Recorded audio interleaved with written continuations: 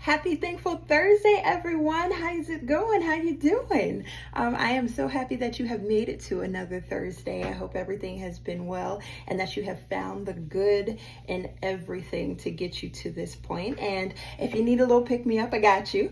If you just need some extra to go on, I got you. So let's get into it. This one's going to be a little bit different because it's kind of a ripple, feel good, what would you do kind of story. So first of all, what would you do if you found a wallet full of money and there is nobody around, nobody has claimed it, nothing? Wallet full of money, let's say $800 to a couple $1,000s, right? What would you do? Do you give it back? Do you turn it into somebody who can do something with it? Do you take money out of it and then return it? What do you do, right? So the story from the beginning, here we go.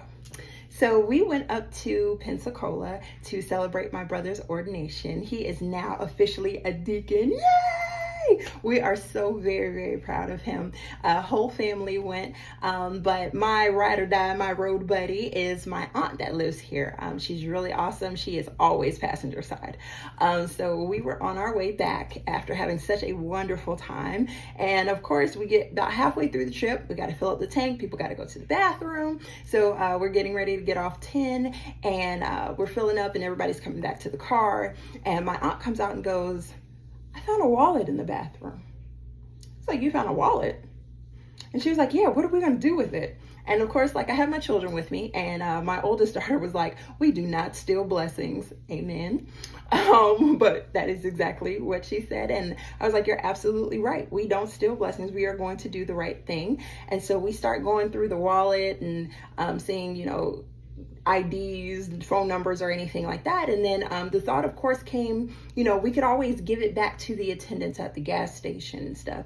But then we looked and we were like, let's say the attendants at the gas station didn't exactly look trustworthy.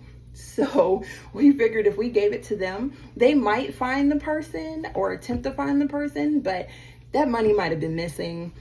Because when we went through it, there was a check, there was a bank envelope full of money. My aunt counted almost $800 in there. So we were like, that's a lot of money.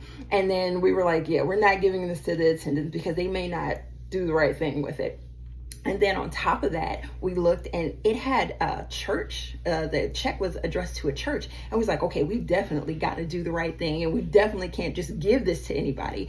So we started looking through the wallet again and all this. It was a pretty wallet too, with rhinestones on it and all this, right? So we started looking through the wallet and we were like, okay, we have to find her number, right? It was a lady named Miss Francine. So we're like, how are we going to do this? Finally, we find something that everybody does, right? You're writing down numbers on pieces of paper and stuff and you stick it in your wallet. So we find this number and it says Bishop Stokes, and Bishop is a title that is trustworthy, and we know that the check came from the church. So we were like, okay, let's give it a try. We had to try a couple area codes and stuff because they were from Alabama, so there were different numbers and all this. So we finally got the right one. We called and he goes, yeah, I know Miss Francine and stuff. She's one of my members, and actually she's on her way down to Miami or somewhere. She's on a trip right now. And I said, we know. We know. And hopefully she hasn't gotten too far from us. So we ran the number that we found past him and he was like, no, that's not the number. Let me give you the right number. And matter of fact, let me call her and tell her that you'll be calling and stuff. So we know now we are dealing with older people. Bishop sound older and everything. So he hangs up the phone thinking that he was gonna three-way me in and stuff. And I was like, that's cool. We waited. When he called back, he goes, yeah, she's expecting your call. Go ahead, get it together and all that. So we call her and we're like, hey, this is Miss Francine. And we were like, we have something very important to you. We found your wallet and it looks like it has a whole lot of money in it. And at the time, we went through, the pleasantries and how we found it and all that. But when we hung up the phone, my aunt and I were like, wait a minute. We don't even think she realized until we called that she had lost her wallet, and she sounded older. It was her and her sister in the car and stuff, but she sounded older and stuff. So they didn't realize it was even gone, but they were very thankful, very thankful. And turns out they were actually headed to St. Pete. So we're from Tampa, they're from St. Pete. That's only a hop, skip, and a jump from us, not really, maybe 30 minutes. So we were like, look, where are you guys at on the highway? Let's meet up. So we get the location where they are, at least we thought we did. Being older, I now understand looking at a street sign and an address, it should tell you exactly where you are and all of that. Was not so. So we drove about 30 minutes to meet them, only to find that we were in the wrong place. They had given us Martin Luther King Drive. They had given us the numbers to the address for the Circle K. We get to the Circle K and we don't see them, and we're like, wait a minute. Okay, what's going on? And I said, we called and we're like, Miss Francine, where y'all at? We need you to go inside the Circle K and please ask the attendant exactly where you are and give us the address. So number was right, road was right, but she was all the way in Alachua. I never say that right, Alachua. But it was another 30 minutes away. So at this point, we had gone, we were about 4 hours into our trip. So going to take them the wallet is going to take another hour or so to actually get to them. And when we did, like, the amazement, the thankfulness, the, oh my God, like, what could have happened didn't happen. They were so happy, very much hugs and all of this, and just, wow. You talk about like being thankful. Like, there are so many other things that could have happened. And so we switched numbers, and they were like, look, we're headed to St. Pete. We'll let you know when we get there, and y'all let us know when you get home too. Absolutely wonderful woman, and they are just as sweet as can be. So we returned the wallet, largely because, one, it's just the right thing to do. Like, we had our other family members, like, I think they were half joking with us.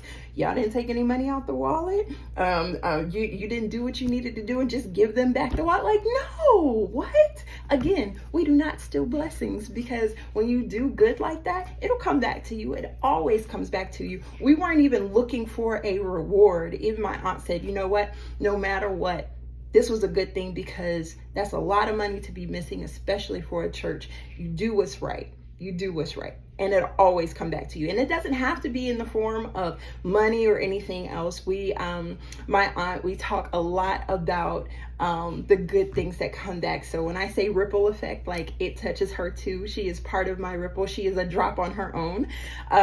But yeah, we know, like, we sent out a ripple, but the ripple gets to come back and touch us too, right? So in whatever way that is, abundance is not always money. Sometimes it's, you know what?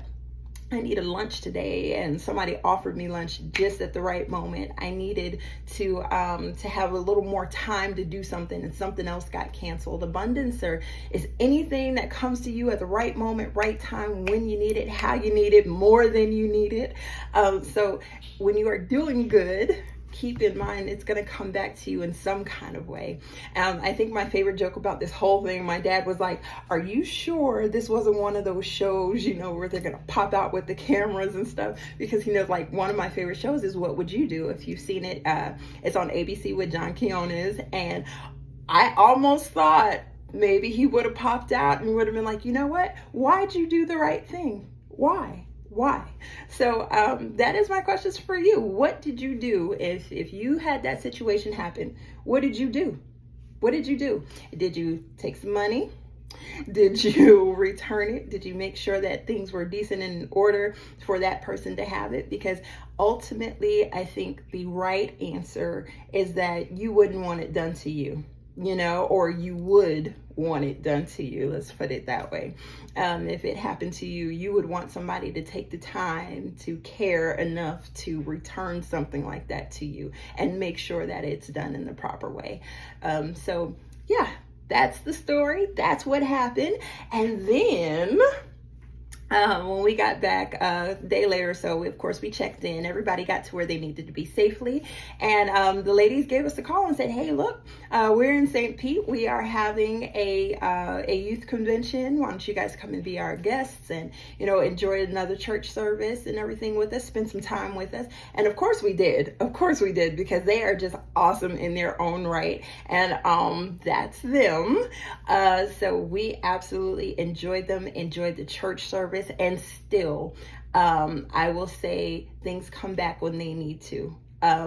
Just in that little bit of time, I've had unexpected money. I've got a couple unexpected phone calls for opportunities. So it'll come back. I truly believe it will, and it is coming back. So that is your Thankful Thursday. Not really a challenge today, except to keep doing good, man, and know that it will come back to you. It is the holiday weekend, so I hope you all enjoy, and I will see you next Thursday. Bye.